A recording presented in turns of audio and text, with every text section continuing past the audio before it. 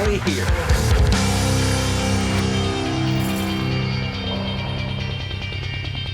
Hey there, I'm Dan, the self-proclaimed Lonely Rocker. Thank you so much for joining. Oh, f***ing hell. Thank you so much for joining me. So I'm f***ing hell. Hey there, I'm Dan, the self-proclaimed Lonely Rocker. Thank you so much for joining me today. So I'm super excited. Finally arrived in the Netherlands here with my good friend Jon Symons. Nice to meet you in person. Nice to meet you, Dan. I mean, we've known each other for a couple of years, but the circle has been closed. I had a slight delay getting here. My flight was 4 hours delayed, but I'm finally here and really excited. And this wall of amps that I've been staring at on YouTube, and obviously Jon and I, we talk a lot behind the scenes about our channels and things like that, but it's really amazing to be here. It's kind of surreal. Yeah. You know, but to see it. But really excited to learn about your collection. Mm-hmm. So Jon's going to take us on a bit of a tour and share some of his amps. Actually, all of them that he currently has, which is, well, we haven't counted it yet, but we'll get to that. Should we start the tour? Sure, let's have some fun. Let's do it. So up here we've got the 20-watt Marshalls. These are all a lot of fun. This is the most affordable DSL 20HR with a great high gain channel. It's one of my most affordable amps. In fact, it's a fun little thing. And we've got the JCM 800 Studio, which is a lot of fun for that classic crunch. This is the Mini Plexi, obviously, which is very loud and does that Plexi thing well. And over here we have the Mini Jubilee, which is also a fun amp and probably the most versatile of the bunch. And then moving down, we've got the Soldano SLO 30, which is one of my favorite amps. It might be small, but it's very powerful, and it has all the mojo. It's a really cool amp. And this is the Paul Landers Rammstein preamp from Tech 21, also a very cool and unique little thing. And then this is the Mesa Boogie Mini Rectifier 25, very tiny with the little knobs, but it sounds pretty cool. It's a bit tighter in the bottom end than a big rectifier, but it definitely has that rectifier thing going on. Some pedals. This is the Freak Out pedal, which is cool for, getting, feedback emulation, basically. So that's a nice pedal that I sometimes use. And some other pedals here and there. And then down here we have a very cool amp from Lichtlaerm Audio. This is the Prometheus. If you've not heard of this amplifier, definitely check out some reviews, which I did on the channel. But I think you should try this amplifier, Dan. All right, why don't we fire this one up? Sure.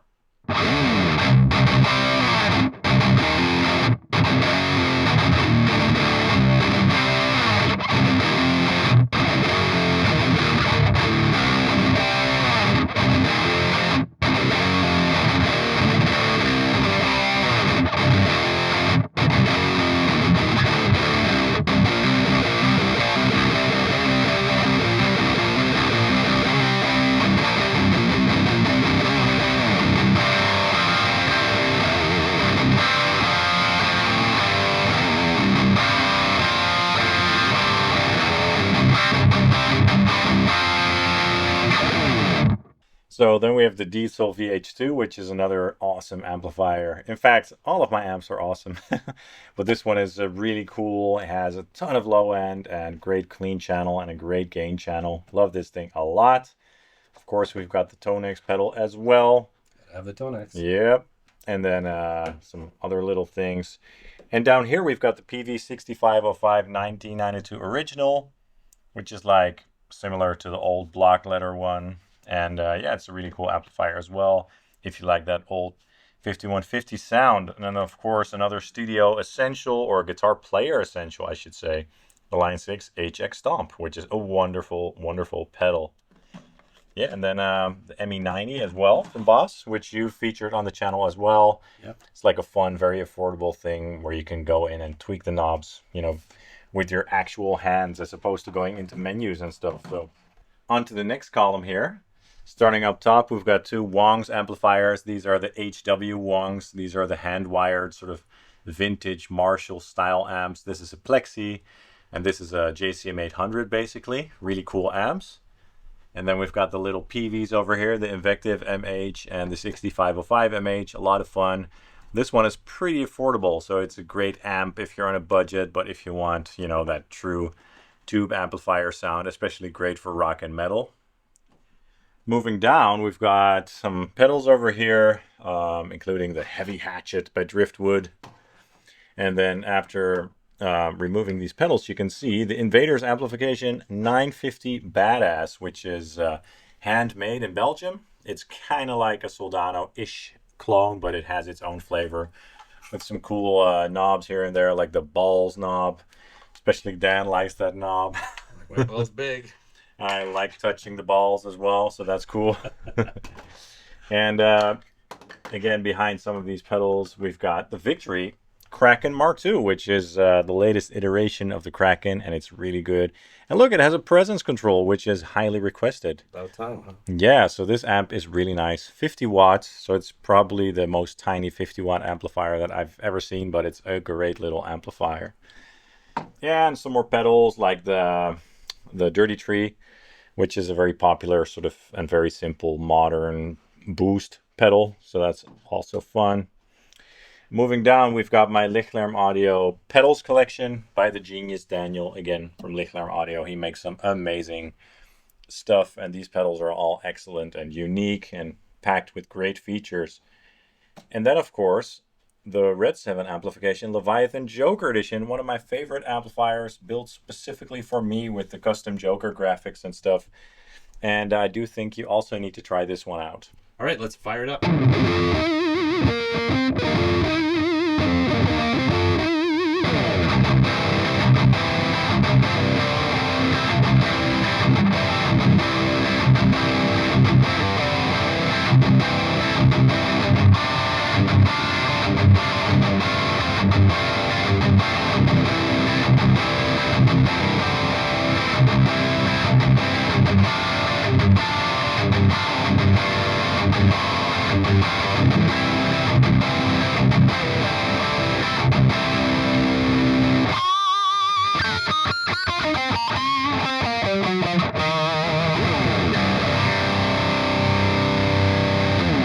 Of course, I'm also a whammy pedal collector, the Digitech whammies, and this is a very rare one. This is the original bass whammy.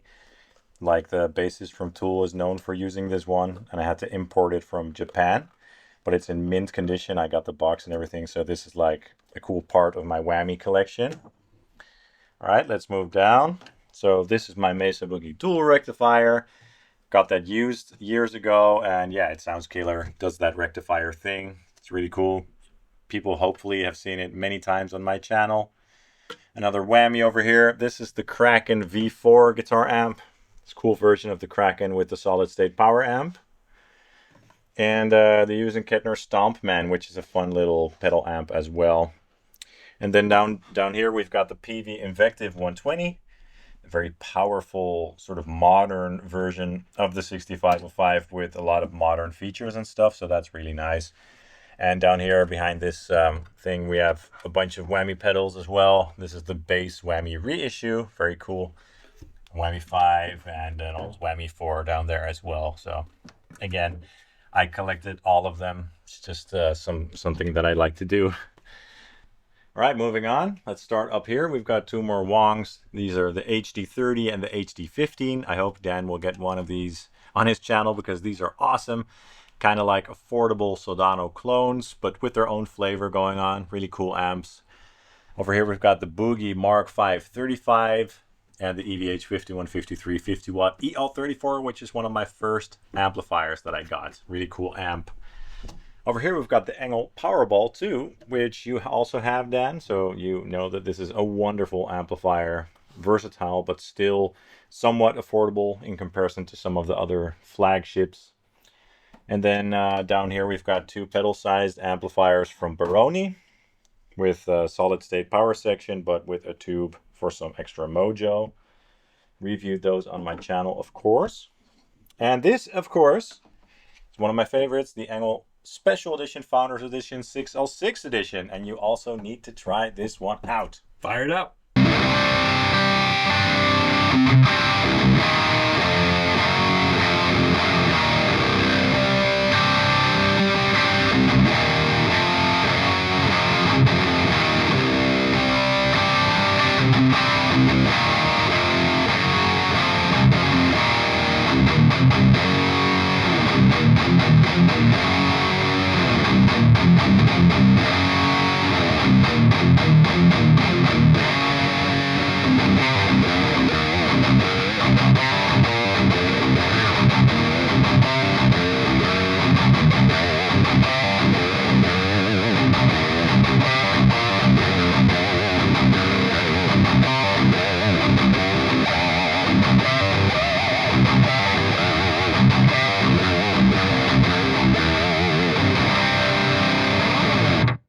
Goodness. All right.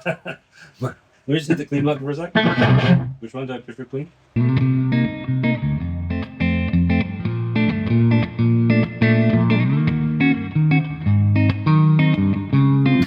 And that's when we turn the amp off.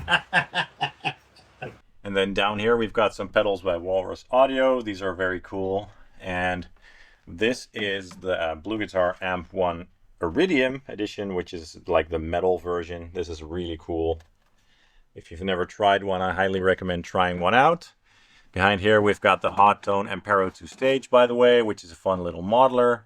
And then we've got the Savage 120 Mark II, another beast of an ENGL amplifier, great for metal, but also quite versatile. Not as versatile as the Special Edition Founders Edition, but a wonderful amp as well. And then down here we've got the ENGL Fireball 100, like a workhorse. And another sort of rare whammy that I have. It's another anniversary edition, I believe. And I need to find a way to clean this thing up, but that's another piece for the whammy collection. All right, now we're on to the west wing of your amp collection. Moving on. So this is the Orange OR15, a very cute and fun little launchbox amplifier, and the TH30, which is great as well. And this is my single rectifier, which is my favorite rectifier because it sounds brutal. Got that one used, really cool. And then down here we've got the Friedman preamps, the IRD and the IRX. And also the Soldano Astro 20, which is an excellent amplifier. Really cool. And then over here we've got the Brent Hines Terror. The guitarist from Mastodon had his own signature, which they have discontinued. So these are getting pretty rare as they only made them for 1 year. So that's a cool little amplifier with a unique character as well. Down here, the wonderful Rev 120, the Generator Mark III Revision B. So this is my fellow Canadians. Yeah, and it's pink. Look at how cool it looks. And this is another Blue Guitar Amp 1, the Mercury edition, so the more vintage voiced one. Some pedals here and there. Down here we've got another whammy, of course, and the Driftwood amplification Purple Nightmare, which is a wonderful boutique amplifier with huge tones and great features. And then down here, the Rockefort 50 by Orange. One of the best amps that they ever made, especially for high gain. And then the Jim Root Terror, which is basically, you know, a miniature version of that. And a Dunlop Wah. So, yeah. All right, and up here we've got the Orange Dark Terror. A fun little amplifier as well with a ton of gain on tap. The EVH 5153 LBX, which is also a great little amp. And then some using Kettner amps, the Black Spirit, which is their solid state amp, and then the Tube Meister Deluxe 40, which is my favorite one. And then these two little fun amps, the Micro Dark and the Micro Terror by Orange. These are just fun. They don't sound great, but I like having them in the collection because they're cute. The Friedman Double J Jr. Jerry Cantrell signature amp, the little version, but it sounds really nice. Very cool. And then the Fireball 25 by ENGL, which is, yeah, one of the best lunchbox amplifiers out there with the 606s. Down here we've got like the coolest whammies that I have in my collection. Two of the original ones from the early 90s. Gotta have two, because if one breaks down, they don't make them anymore. You all know this amplifier. It's the PRS MT15 Mark Tremonti signature head, also with 606s. Then the HNK Amp Man Modern, which you have also featured, I think. Yeah, got to do the launch of that. Yeah, and this is the Orange Dual Terror, very cool, and some other random pedals and random foot switches and cables behind there. All right, and on to the last stack. Yeah, so up here we've got some Blackstar amps. These are the HT Mark IIIs, so the 50 watt version and the 100 watt version. Very cool amps for the money. They do a lot of different things. And then one of my favorite Orange launch boxes, the Tiny Terror. You need to try this one especially. All right, let's give it a go.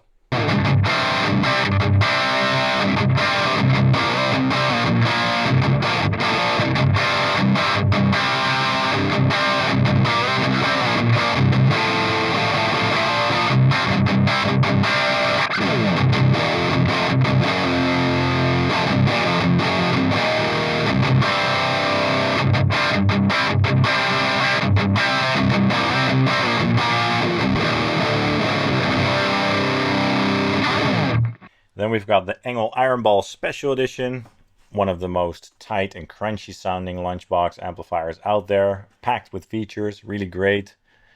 PRS Archon 50, very cool amplifier as well, nice and fat sounding. This is the Marshall DSL 100HR, and then the JVM 410H, which is like the flagship with all the channels, all the sounds, really impressive amplifier. I have this one on my list. Yeah, you should get one because it's a lot of fun. And then the Laney Ironheart 60, which is also an interesting amplifier. And then down here, the Orange Rocker 15 Terror, which is also a very fun lunchbox amplifier. And last but not least, my Marshall JMP1 preamplifier near the cable mess. And yeah, that's a really fun preamp used by some of the coolest guitar players on earth. All right, that was a lot of fun. Thanks for giving me a little sampling of your wonderful collection here. My pleasure. It's hot. We're burning up. It's hot up here. It's one thing you never see. We're burning here, but it's okay. Yeah. My fingers were so swollen trying to play. I was like, anyway, so yeah, so that was just 4. I mean, I wanted to play them all, but of course I wouldn't do that to him.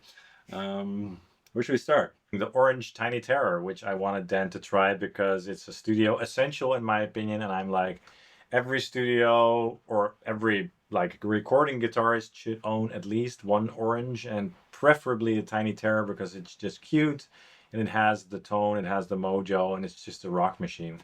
And I didn't expect a little amp like that to sound like it did. Now, this cabinet is something else, and it's a hard thing to convey over YouTube is what an amp sounds like through a real cabinet. We talk about that in other videos. We're not going to get into that today, but wow, that thing sounded a lot bigger than I imagined it could. So that was a very interesting experience. You know, I'm kind of partial to ENGL because I mean, I have a Powerball 2, and that was a recommendation from you. And I love that amplifier, and man, this sounded massive. But so articulate though. It's one thing I find when I'm experimenting with different high gain amps. Some of them just sound like all muddy and just a wall of noise. Yeah. The kind of music I play, I want to hear the notes. You know, I'm not a chugger, right? So I was really impressed with the articulation because you still feel the power, yet you can hear all the notes. And it's a wonderful amp, and I love it.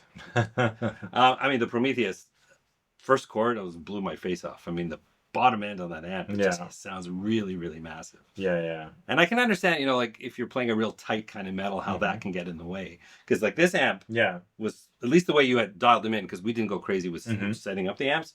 This was a lot tighter just out of the box. More precise. Yes. Yeah, more sort of mid-ranged focused. And I felt like I could take this, how you had set up, double track it left and right, and minimal processing that would slide nicely right into a mix. You know, this one is so huge, I'd have to sort of accommodate it somehow. And but all of them, I mean, some wonderful amplifiers. A lot of fun to sample them. So I thank you for that.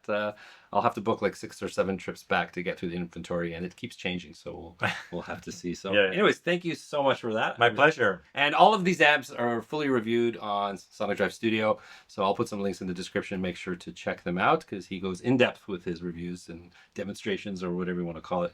But thank you so much for that. Thanks, man. Really appreciate it. We're going to be doing a lot more content together. We're on our way to 42 Gear Street 6 in a couple of days. So that's going to be a lot of fun. Well, by the time you're seeing it, we've probably already been there. Yep. But we're having a lot of fun out here. So anyways, hope you enjoyed that. If you have any questions, any thoughts at all, please put that in the comment section. That's what the comment section is for. And if you did like this video, please don't forget to like, subscribe, and ring that bell.